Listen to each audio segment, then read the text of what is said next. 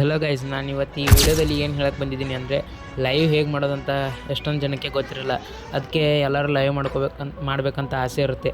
ಅದಕ್ಕೆ ನಾನು ಹೇಗೆ ಮಾಡೋದಂತ ಹೇಳಕ್ಕೆ ಬಂದಿದ್ದೀನಿ. ಮತ್ತು ಹೇಗೆ ಮಾಡೋದಂತ ಗೊತ್ತಾಗಬೇಕಂದ್ರೆ ಈ ವಿಡಿಯೋನ ಪೂರ್ತಿ ಸ್ಕಿಪ್ ಮಾಡಿದೆ ನೋಡಿ. ಎಲ್ಲರೂ ಸಬ್ಸ್ಕ್ರೈಬ್ ಮಾಡ್ಕೊಳ್ಳಿ, ಲೈಕ್ ಮಾಡಿ, ಶೇರ್ ಮಾಡಿ. ಮತ್ತು ಟೈಮ್ ವೇಸ್ಟ್ ಮಾಡೋದು ಬೇಡ, ವಿಡಿಯೋ ಕಡೆ ಹೋಗೋಣ ಬನ್ನಿ.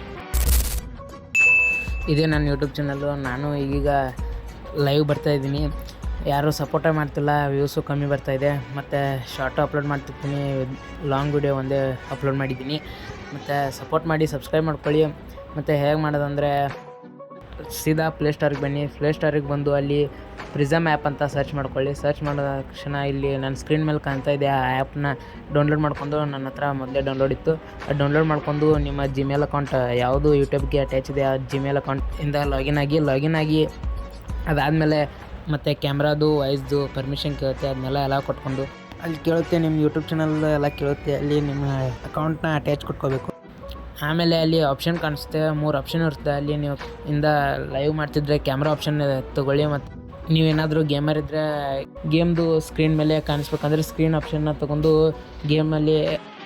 ಗೇಮ್ ಸ್ಕ್ರೀನ್ ಎಲ್ಲ ಕಾಣುತ್ತೆ. ಮತ್ತು ಇಲ್ಲಿ ನೀವು ಸ್ಕ್ರೀನ್ ಸೈಜ್ ಎಷ್ಟು ಇಟ್ಕೋಬೇಕಂತ ನಾನು ತೋರಿಸಿದ್ದೀನಿ. ಆ ಥರ ಸ್ಕ್ರೀನ್ ಸೈಜ್ ಇಟ್ಕೊಳ್ಳಿ. ಸ್ಕ್ರೀನ್ ಸೈಜ್ ಇಟ್ಟಿದ ತಕ್ಷಣ ಸ್ಕ್ರೀನಲ್ಲಿ ಏನಾದರೂ ಪ್ರೊಫೆಷ್ನಲ್ ಥರ ಕಾಣಬೇಕಂದ್ರೆ, ಈ ಥರ ನಾನು ಮಾಡಿದ ಥರ ಡಿಸೈನ್ ಬೇಕಂದರೆ ನಾನು ಟೆಲಿಗ್ರಾಮ್ ಚಾನಲಲ್ಲಿ ಹಾಕಿರ್ತೀನಿ.